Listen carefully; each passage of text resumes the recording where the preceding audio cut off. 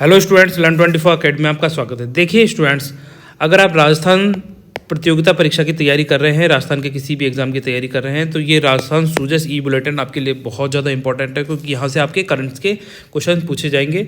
तो देखिए, आज है 4 तारीख और ये है 3 अप्रैल 2023, क्योंकि एक दिन लेट छपता है, तो हम 4 अप्रैल को 3 तारीख वाला सूजस ई बुलेटिन देखेंगे। अब आप यहाँ देख सकते हैं, महात्मा गांधी का एक कोटेशन है आपके सामने, अहिंसा के अलावा मेरे पास कोई और हथियार नहीं है। तो जब देखिए महात्मा गांधी जी ने अहिंसा के रास्ते पर चलकर पूरे देश को आज़ादी दिलाई, अंग्रेजों की गुलामी से भारत को मुक्त कराया, उसी प्रकार अगर हमारे जीवन में हम अहिंसा और सत्य का रास्ता अपनाते हैं तो हम अपने जीवन में अपने लक्ष्यों को बहुत आसानी से अचीव कर सकते हैं। ठीक है, तो आ जाइए, बिना देरी करे अब स्टार्ट करते हैं आज के लेक्चर्स। देखिए, यहाँ पर मुख्यमंत्री ने स्वीकृति दी है किस चीज़ की? बहुवर्षीय चारा फसल। ठीक है, अब यहाँ पे बहुवर्षीय नाम पढ़ते ही पता चल रहा है कि मतलब जो वर्ष के सभी मौसमों में उगाई जाने वाली किसी भी प्रकार का मौसम हो, किसी भी प्रकार की जलवायु, वो बोलते हैं ना सॉइल, ठीक है, तो उस पर ये फसल को उगाया जा सकता है। ये एक चारा फसल है जो पशुओं का आहार के रूप में इसको उगाया जा सकता है। ठीक है, तो जिससे क्या होगा, जो चारे का प्रबंध किया जा सकता है किसी भी मौसम में पशुओं के लिए। तो इसमें क्या इंपॉर्टेंट हो जाएगा, क्वेश्चन यहाँ से पूछा जाएगा कि जो बहुवर्षीय चारा फसल है, इसका जो साइंटिफिक नेम है वो क्या है? हाइब्रिड नेपियर घास। आप ये देख भी सकते हैं, तो आपको ये याद रखना है, बहुवर्षीय चारा फसल, इसका साइंटिफिक नाम है हाइब्रिड नेपियर घास। ठीक है, तो अब क्या है, इसका प्रोडक्शन किया जाएगा, इसको लगाया जाएगा। इसके लिए क्या था, अशोक गहलोत ने राज्य बजट 2023-24 में इसके संबंध में घोषणा करी थी कि हम राजस्थान में हाइब्रिड नेपियर घास को इंट्रोड्यूस करेंगे। इसके लिए ये हाइब्रिड नेपियर जो घास है, इसकी क्वालिटी है कि ये बहुवर्षीय चारा फसल है, इसे हर प्रकार की जलवायु एवं मिट्टी में उगाया जा सकता है।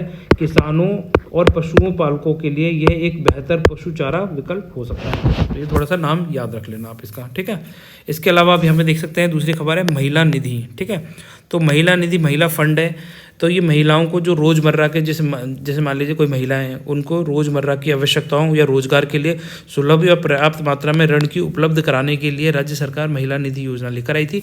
इसके अंदर एक प्रोविज़न है कि 48 घंटे के अंदर, 48 आवर्स के अंदर, अगर 40,000 रुपये तक का कोई लोन लेना चाहती है महिला, तो उसको सेंक्शन कर दिया जाता है। ठीक है, इसकी शुरुआत कब हुई थी? 26 अगस्त 2022 को महिला निधि की स्थापना की थी अशोक गहलोत जी ने। ठीक है, थोड़ा सा आप इसको ध्यान रख सकते हैं। इसमें दूसरा प्रोविज़न है कि जैसे मान लीजिए, अब ये जो है ना, ऋण पर 8% का ब्याज अनुदान दे रहे हैं, तो इसमें 1 लाख रुपए तक का अगर कोई ऋण लेता है और 2 वर्ष की अवधि के लिए, तब ये 8% वाला प्रोविज़न उस पर लागू हुआ। ठीक है, तो इतना थोड़ा सा ध्यान रख सकते हैं।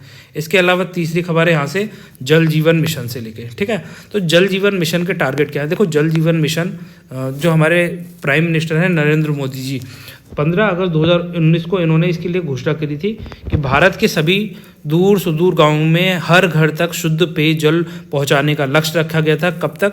2024 तक में इसका लक्ष्य रखा गया था। ठीक है, 2024 तक हर घर जल से नल पानी पहुंचाने का टारगेट रखा गया है इसके अंदर। तो आप इसको ध्यान रख सकते हैं। इसकी डेट आपको याद रखनी है कि कब इसकी घोषणा करी थी। इसकी घोषणा करी थी 15 अगस्त 2019 को। ठीक है, यहाँ पर आप डेट भी देख लीजिए। तो ये दोनों चीज़ें आप रखें। 2024 तक का टारगेट है, 15 अगस्त 2019। ठीक है, 19 को हर घर जल से मिशन, क्योंकि देखो अभी करंट में चल रहा है, आज की खबर है, तो इस तरह की खबरों के पे ही क्वेश्चन बनेंगे। फिर एग्जाम में फिर आप सोचोगे ये क्वेश्चन कहाँ से पूछ लिया, ये तो मैं पढ़ाई भी नहीं था। ठीक है, अब यहाँ पे आप देखिए, दूसरी खबर है यहाँ पे IM शक्ति कौशल समर्थ योजना। ठीक है, तो अब ये जो IM शक्ति कौशल समर्थ योजना है, इसके बारे में भी हमें पता होना चाहिए कि भैया ये है क्या चीज़। ठीक है, तो देखो, ये इंदिरा महिला फंड बनाया गया है, तो उसी के अंदर ये क्या है, बहुत सारी स्कीम्स हैं, जैसे IM शक्ति कौशल योजना हो गया, ठीक है, इंदिरा महिला फंड हो गया। तो इस तरीके से काफ़ी सारी योजनाएं बना रखी हैं। तो आपको ये थोड़ा सा इसमें ये ध्यान रखना है कि इसमें क्या है, निःशुल्क प्रशिक्षण दिया जा रहा है, और इसमें क्या है, 35 क्षेत्रों में प्रशिक्षण दिया जाता है। 35 क्षेत्र, टोटल कितने? 35 क्षेत्रों में इसमें प्रशिक्षण दिया जाता है, जैसे कि परिधान, IT, लॉजिस्टिक, खुदरा, इलेक्ट्रॉनिक, स्वास्थ्य देखभाल, सौंदर्य, पर्यटन, हस्तशिल्प, कला आदि, है ना। इस तरीके से 35 क्षेत्रों में इसमें क्या दिया जाता है, प्रशिक्षण दिया जाता है IM शक्ति कौशल समर्थ योजना के तहत। इसमें जो एक प्रोविज़न है कि इसमें देखो, जो अगर कोई बालिका कौशल मतलब ट्रेनिंग लेना चाहती है, तो उसकी कितने, कम से कम उसकी 16 वर्ष आयु होनी चाहिए, और या उससे अधिक आयु की बालिकाओं को ही इस योजना में आवेदन व प्रशिक्षण प्राप्त कर सकती हैं। ठीक है, तो एक ये पॉइंट याद रख लेना। ठीक है, इसमें IM शक्ति कौशल समर्थ योजना के तहत। अब देखिए स्टूडेंट्स, देवनारायण छात्रा स्कूटी योजना। देखिए स्टूडेंट्स, इस तरीके से जो योजनाएं लेकर आती है राज्य सरकार, इसका सिंपल सा मतलब होता है छात्राओं को प्रोत्साहित करना, वो अपने जैसे पढ़ाई ना छोड़ें, पढ़ाई को आगे जारी रखें, इसलिए इस तरह की स्कीम्स लाई जाती हैं। देखो, छात्राओं को उच्च शिक्षा के प्रति प्रोत्साहित करने के लिए विभिन्न योजनाओं के माध्यम से स्कूटी दी जा रही है। तो इसमें क्या होगा, बजट वर्ष 2022-23 मतलब 23-24 में राज्य सरकार ने 30,000 मेधावी बालिकाओं को स्कूटी देने की घोषणा की है। पहले इसमें 10,000 दी जाती थी, फिर 20,000 कर दिया गया, अब ये बढ़ाकर 30,000 कर दी गई है। ठीक है, तो इसके आगे की प्रोविज़न देख लेते हैं थोड़ा सा। देखो, देवनारायण छात्रा स्कूटी योजना में आवेदन के लिए आवेदक को इसकी निर्धारित पात्रता को पूरा करना आवश्यक होगा, और जिसे पूरा करने वाली छात्राओं को ही इस योजना में लाभ मिल सकेगा। अब इसमें क्या क्या है, देखो सबसे पहला है कि वो जो भी छात्रा है वो राजस्थान की स्थायी निवासी होनी चाहिए। दूसरा पॉइंट है कि जो बालिका है वो 12वीं कक्षा में 75% अंक से उत्तीर्ण होनी चाहिए, तभी वो इस योजना में आवेदन कर सकती है। इसके अलावा जो आवेदक है उसके परिवार की वार्षिक आय 2 लाख रुपए या इससे कम होनी चाहिए। अगर जैसे मान लीजिए कोई बालिका विश्वविद्यालय में पढ़ रही है, उत्तीर्ण हो गई है, या पिछड़े वर्ग या विवाहित या अविवाहित छात्रा है, तो उसे 50% अंक से शिक्षा उत्तीर्ण करनी होगी, तभी वो इस योजना में आवेदन कर सकती है। ठीक है, और सबसे इम्पॉर्टेंट बात है कि 12वीं के बाद जो स्नातक ग्रेजुएशन कर रही है उसमें उसने कोई गैप ना लिया हो, उसकी पढ़ाई कंटिन्यूसली चलनी चाहिए। कई बार इस तरह से पूछ लिया जाता है, तो इसलिए थोड़ा सा ध्यान रखना है। और साथ में इस योजना में अगर उसको आवेदन करना है तो जो छात्रा है उसका बैंक अकाउंट होना चाहिए। तो ये कुछ इंपॉर्टेंट पॉइंट है जिनको आपको याद रखना है। तो ये इन्हीं को घुमा फिरा के आपके एग्जाम में पूछ लेंगे, फिर आप सोचेंगे कहाँ से क्या पूछ लिया।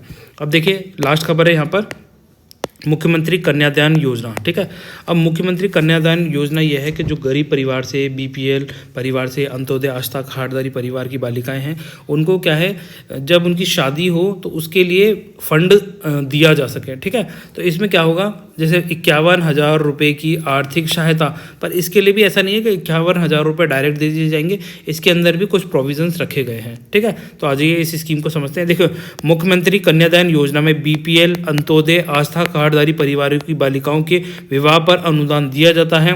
इसमें क्या देखा जाता है कि जैसे आर्थिक दृष्टि से कमजोर विधवा महिलाओं, विशेष योग्यजन की जो पुत्रियां हैं, या पालनहार योजना में लाभार्थी कन्याओं या महिला खिलाड़ी को स्वयं के विवाह पर इस योजना का लाभ दिया जा रहा है।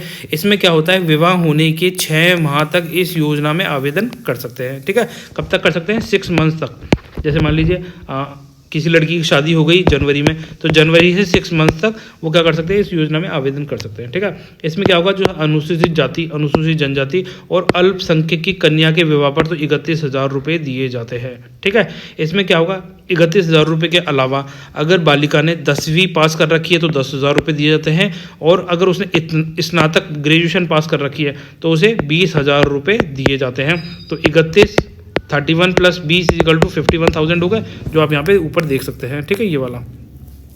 तो इस तरीके से आप इसकी कैलकुलेशन कर सकते हैं। अगर जैसे मान लीजिए अगर उसने सिर्फ 10th पास कर रखी होगी तो 31 + 10 करेंगे तो कितने, 41,000 रुपीज़ ही उसको दिए जाएंगे। ठीक है, तो इसलिए थोड़ा सा ध्यान रखें, ज़्यादा से ज़्यादा बालिकाएं गरीब परिवार की वो भी अपने बच्चों को पढ़ा सकें, जिससे क्या होगा, वो अपने पैरों पे आगे चलकर खड़ी हो सके। अब देखिए, जैसे बीपीएल, अंत्योदय आस्था कार्डधारी परिवार, आर्थिक रूप से कमजोर विधवा महिलाओं, विशेष योग्यजन व्यक्तियों, पालनहार लाभार्थियों की कन्याओं के विवाह पर तथा महिला खिलाड़ी के स्वयं के विवाह पर अधिकतम कितने, 41,000 रुपये तक दिए जाते हैं।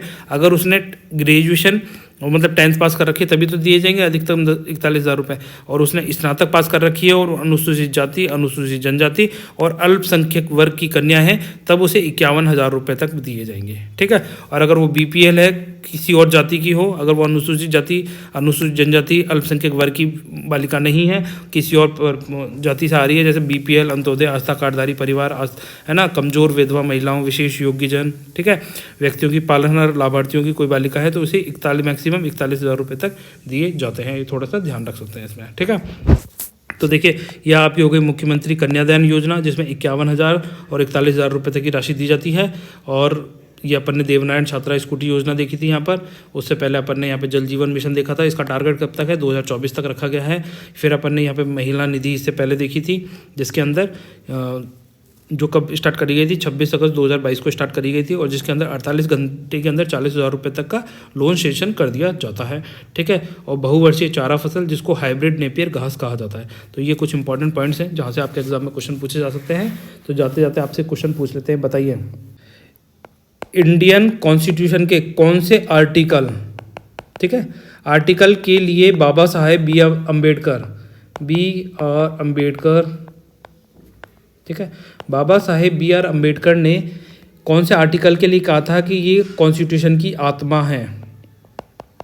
ठीक है, आत्मा कौन से आर्टिकल को कहा है। आर्टिकल का नाम बताना, ऑप्शन दे रहा हूँ मैं। आर्टिकल 21, दूसरा आर्टिकल 19, तीसरा आर्टिकल 32, चौथा आर्टिकल 26। तो ये बताइए इनमें से किस आर्टिकल के लिए, इंडियन कॉन्स्टिट्यूशन के कौन से आर्टिकल के बाबा साहेब बी आर अम्बेडकर ने कॉन्स्टिट्यूशन की आत्मा कहा था। ये कहा था कि सोल ऑफ द कॉन्स्टिट्यूशन ये आर्टिकल है। ठीक है, तो कौन सा है इसका आंसर, इस क्वेश्चन का आंसर कमेंट सेक्शन में लिखें।